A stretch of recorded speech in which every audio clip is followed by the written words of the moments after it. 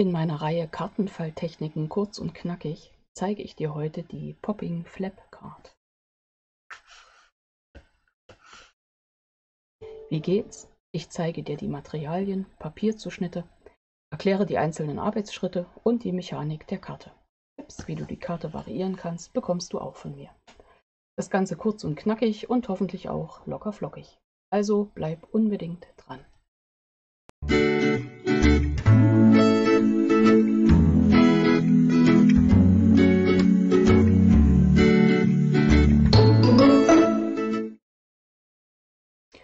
Hallo und herzlich willkommen in meiner Kreativwerkstatt. Schön, dass du dabei bist. Ich bin Angela von der Stempelfamilie. Heute geht es mal wieder mit einem meiner absoluten Lieblingsstempelsets aus dem Jahreskatalog weiter. Und warum habe ich das rausgesucht? Weil es aktuell im März Sparen und Aufblühen gibt bei Stampin' Up! Die Mini-Prägemaschine mit 20% Rabatt und 12 Stempelsets bzw. Produktpakete insgesamt auch mit jeweils 20%. Also manche sind abgebildet im Katalog mit 10%, jetzt sind es insgesamt 20%. Und da gehört der gute Laune-Gruß auch dazu. Die Popping Flap Karte. Ja, bin ich gerade dabei, habe sie auf dem Arbeitstisch, mache sie auch als nächstes in mein Album der Glücksmomente 2022, aber jetzt in Kartenform für dich, kurz und knackig, und da halten wir uns gar nicht lange auf. Heute nehme ich meinen Papierschneider und ein A4-Blatt und zeige dir, wie ich daraus die einzelnen Elemente der Grundkarte schneide, und dann geht es ans Designerpapier. Ich schneide mir zuerst ein Element ab in den Maßen 10,5 mal 26 cm, also 10,5 habe ich geschnitten aus dem A4-Blatt und schneide jetzt bei 26 cm ab. Den Schnipsel beiseite, kann man immer brauchen. Lege mir gleich noch eine Falzlinie dazu an und diese Falzlinie ist bei 11,5. Das erste Teil. Ich verwende für diese Kartenform übrigens den Farbkarton Grundweiß Extra Stark. Der zweite Streifen ist jetzt 10,5 breit und bevor wir ihn schmaler machen, kürzen wir ihn erstmal in der Länge und diesen Streifen brauchen wir bei 23 cm.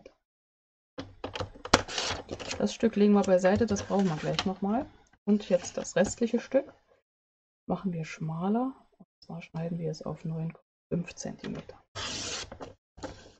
Wir brauchen auch hier noch eine Falzlinie und die Falzlinie ist bei 10 cm.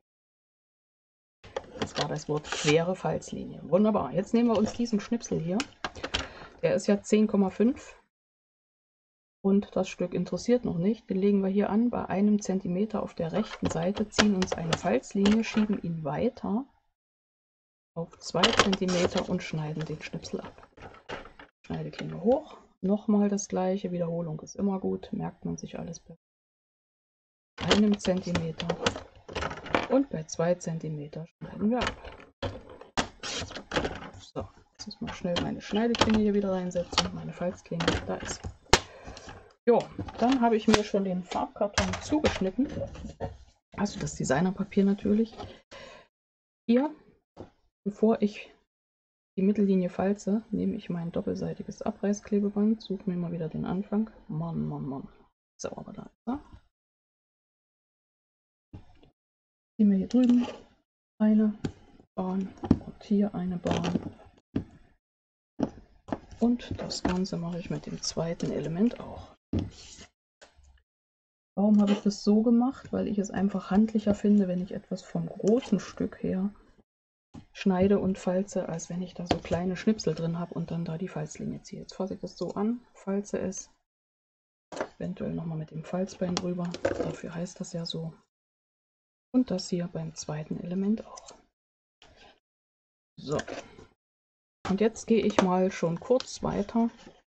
Hier noch einmal geknickt, damit du dir das komplett vorstellen kannst. Außenkarte, Innenteil, Streifen zum Zusammenkleben. Okay, legen wir uns beiseite. Und dann habe ich das schon mal soweit vorbereitet. Wie habe ich das mit den Streifen gemacht? Einmal gezeigt. Nehme das Teil und lege hier drüben etwa 0,5 cm Lücke. Du kannst natürlich auch einen Streifen von 11 cm schneiden. Mein Thema war aber, dass ich das Papier so rationell wie möglich benutze und deswegen also hier drüben 0,5 mm weiter nach links und dann das Ganze ankleben. Schutzfolie abziehen, da oben ansetzen und gerade drauf. Gar nicht lange drüber nachdenken, dann wird das relativ gerade. Wunderbar. Und das machen wir hier unten genauso. Und dann setzen wir es hier drauf. Wunderbar. Wenn wir das soweit haben, dann arbeiten wir uns an dem Designerpapier ab. Also wir schneiden uns erstmal ein Stück zu in 10 x 11 cm und brauchen dann noch ein Stück in 10 x 4 bzw. 5 cm. So wie das bei dir übrig ist, das soll hier reingehen. Und wichtig ist, dass wir vorher diese Klebefläche aufgetragen haben, unsere Hilfsflächen. Und dann können wir das hier reinkleben. Warum habe ich nicht ein ganzes Papier geschnitten? Ja, damit ich einfach aus meinem A4-Blatt die Teile komplett rauskriege. Ansonsten hätte ich ja eine Breite von 12,5 cm und dann blieben mir keine, wie gehofft, 9,5 übrig. Okay, also das setzen wir hier rein. Das ist wichtig in der Reihenfolge. Einfach so.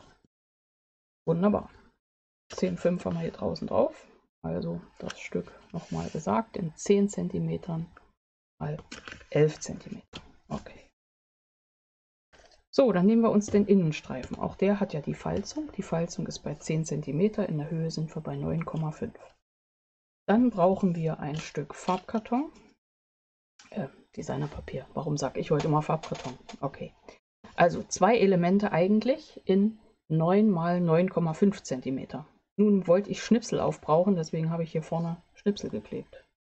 Finde ich eigentlich eine witzige Sache, weil passt für mich. Okay, ansonsten 9 x 9,5, 2 Stück. Und ein Stück habe ich mir geschnitten in 9 x 10 cm bzw. mal 10,2, dass die Mattung genau passt. Und dann wirklich einen Streifen Farbkarton, jetzt kommt das Wort, in 9 x 2 cm. Ich habe ja verschiedene Varianten. Hier habe ich bei dieser Karte, ich habe ja gesagt, ich zeige verschiedene Varianten, in ein komplettes Stück geschnitten in 9 x 12,5 cm. Hier ist einfach zu bedenken, und das ist mir hier eben auch nicht ganz gelungen, hier siehst du das Stück Motiv innen raus. Wenn man das anders gestaltet, ist ja auch schon wieder kein Problem, kann das komplett ein Designerpapier sein, aber ich fand dann die Lösung so einfach besser. Okay, das habe ich geklebt, gefaltet, setze ich hier an. Und dann kommt das alles entscheidende Stück, nämlich unsere Mechanik. Und dafür brauchen wir ein Stück Designerpapier, jetzt war es richtig, in 8 x 7 cm. Ja, Breite ist wichtig, dass es also gut schmaler ist als dieses Mittelteil. Und die Länge ist relativ gut ausgemessen, damit dann unsere Mechanik halt diesen hier macht. Plupp. Ja. So, ich habe das auch schon gesehen. Du kannst die Karte überhaupt mehrfach auf Pinterest sehen, also schon lange und in allen Variationen, dass man dann immer gar nicht mehr weiß, so nach dem Motto, wer hat es erfunden? Weiß ich nicht. Gut, sind wir wieder bei dem. 8 x 7 cm, die kurze Seite links und rechts mit einer Falz von 1 cm versehen. Das ist ganz wichtig, dass wir jetzt unser doppelseitiges Abreißklebeband ein Stück auf diese Seite kleben und dann umdrehen und den zweiten Streifen hierhin kleben. Das ist die eine wichtige Sache, und die andere wichtige Sache ist, dass wir dem Ganzen eine Wellung verpassen. Das eigentlich über die Tischkante ziehen. Ganz schlecht siehst du nicht, also nehme ich mein Lineal, lege das hier so an, ziehe das hier einfach drüber. Mit dem Falzbein machen, dadurch, dass es eine große Fläche ist, finde ich das mit dem Lineal eigentlich ganz gut. Also hat bei mir gut geklappt. Diese Wellung muss nach oben zeigen. Und jetzt präparieren wir noch den letzten Arbeitsgang, machen wir hier. Wir legen das auf die linke Seite, hier wo der Knick ist, genau an die Kante mittig und kleben es so auf mit diesem Streifen. Jetzt ist wieder der Moment, Falzbein oder mit den Fingern gut streichen, dass das gut klebt. Und jetzt zeigt unsere zweite Klebefläche ja hier nach oben. Und so ist es auch alles richtig. Wichtig die Wellung, denk dran, du wirst es gleich sehen, warum. Wenn wir die weglassen, funktioniert es auch. Also ich habe es bei 3 Karten weggelassen, weil ich es vergessen habe. Und gestern hatten wir dann gemeinsam an einem Album gebastelt. Und dabei habe ich gemerkt, ja, es ist schon wichtig, dass die Wellung drin ist. Okay, also gewählt. So, jetzt ist der Frage, wie viele Hände wir haben, ob wir das alleine hinkriegen. Ich krieg's hin. Ich lege das jetzt so hin, dass ich hier drüben Karton, Mattung, Innenteil überall mit dem gleichen Abstand habe. Und dann nehme ich mir hier meine Bastler-Hilfsschraubzwinge und zwicke das da mal so fest. Schaue, dass es hier auf der Seite auch gerade. Jetzt Arbeitsschritt wie folgt. Klappe drauf. Dazu ziehen wir alles ab. Okay. Flachlegen. Putzfolien abziehen.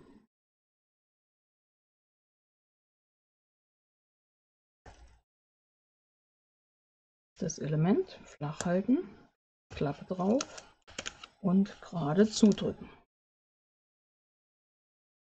Jetzt alles schön andrücken. Bevor wir irgendwo ziehen, kann ich nur raten, alles schön andrücken. Hier ist unser Klebestreif. Gut andrücken. Okay. Jetzt hoffen wir, dass es funktioniert. Erste, zweite Mal geht etwas langsam. Hier bei einem Element habe ich mir mal so eine Schlaufe angebracht. Ziehen wir mal langsam raus und es funktioniert. Unsere Wellung sitzt super, das passt. Noch dreimal hin und her gezogen und dann läuft das wie geschnitten Brot. So, und jetzt wird noch schnell dekoriert. Zeige ich aber nur noch kurz. Hier innen rein setze ich meine Sonnenblume, vorbereitet aus dem tollen Set Launegruß mit den tollen Stanzformen. Kannst aber auch mit der Hand ausschneiden. Aber jetzt im Moment kannst du es günstig erwerben. Und da bietet sich's an, wirklich mit 20% insgesamt Ersparnis. Top Sache. So, das setze ich innen rein. Auf die linke Seite habe ich mir schon mal geschrieben den Text zum Geburtstag. 12 Monate Glück, 52 Wochen Freude und 365 wunderbare Tage. Jetzt gebe ich das rein. Und außen nehme ich hier wieder mal dieses tolle, wo man nicht alles merke, Saumband in Knitteroptik. Dann hier einen kleinen Anhänger, den setze ich hier drauf. Ich habe das eingefärbt mit den Stampin' Blends. Den Anhänger, habe immer Sonne im Herzen. Dann habe ich hier schon mal vorbereitet eine kleine Sonnenblume, die setze ich da oben hin. Und irgendwie habe ich überlegt, da Überraschungseffekt mehr ist von wegen Sonne im Herzen und Farbe im Leben, lasse ich das draußen vielleicht sogar einfarbig, so ein bisschen dezent das ganze Ding. Und dann machen wir es innen drauf auf und dann kracht diese wunderschöne Sonnenblume uns mitten rein. In vielleicht gerade traurige Momente, besinnliche Momente. Jedenfalls macht es Freude und ist ein richtiger gute Laune Gruß. Jo, soweit die Popping Flap Card. Es gibt dann übrigens auch, und demnächst zeige ich dir auch, schau mal hier, ein ähnlicher Effekt. Heißt nicht Popping Flap, habe ich gefunden unter Hidden Flap Flop Pop-Up Card. Bei Rachel Tessmann. Richtig. Okay, gut. Das ist die Kartenidee für heute. Kurz und knackig. Und wenn ich jetzt nicht aufhöre, wird es lang und ausführlich. Ich habe gesagt, was ich sagen wollte. Ich hoffe, dir hat es gefallen. Wenn du noch ein ausführliches Video sehen möchtest mit dieser Kartentechnik, schreib mir das gerne. Hier geht es weiter mit noch mehr Anleitungen und Ideen, Tipps. Also bleib dran und sei gespannt. Bis gleich in meinem. Ich freue mich auf dich. Deine Angela von der Stempelfamilie.